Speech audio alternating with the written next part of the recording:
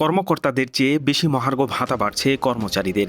এবারই প্রথম গ্রেড অনুযায়ী সরকারি কর্মচারীদের মহার্ঘ ভাতা দেয়া হবে। যারা পেছনের গ্রেডে চাকরি করেন তারা বেশি হারে এ ভাতা পাবেন, অর্থাৎ কর্মচারীদের মহার্ঘ ভাতা বেশি হবে। আর সামনের দিকের গ্রেডে চাকরির কারণে কর্মকর্তারা কম হারে ভাতা পাবেন।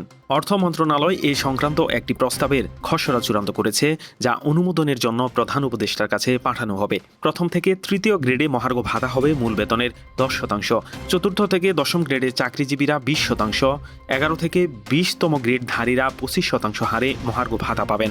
এতে সর্বনিম্ন 4,000 থেকে সর্বোচ্চ 7,800 টাকা বেতন বাড়বে। স্কেলের মারপেচের কারণেও কেউ 4,000 টাকার কম এ ভাতা পাবেন না। তবে মহার্ঘ ভাতা কার্যকর হওয়ার পর আগের সরকারের দেয়া 5% বিশেষ প্রণোদনা সুবিধাটি আর বহাল থাকবে না। অর্থ মন্ত্রণালয়ের কর্মকর্তারা সাংবাদিকদের আরও জানিয়েছেন, পেনশন ভোগরত কর্মকর্তা কর্মচারীরাও মহার্ঘ ভাতা পাবেন। দয়া করে চ্যানেলটি সাবস্ক্রাইব করুন।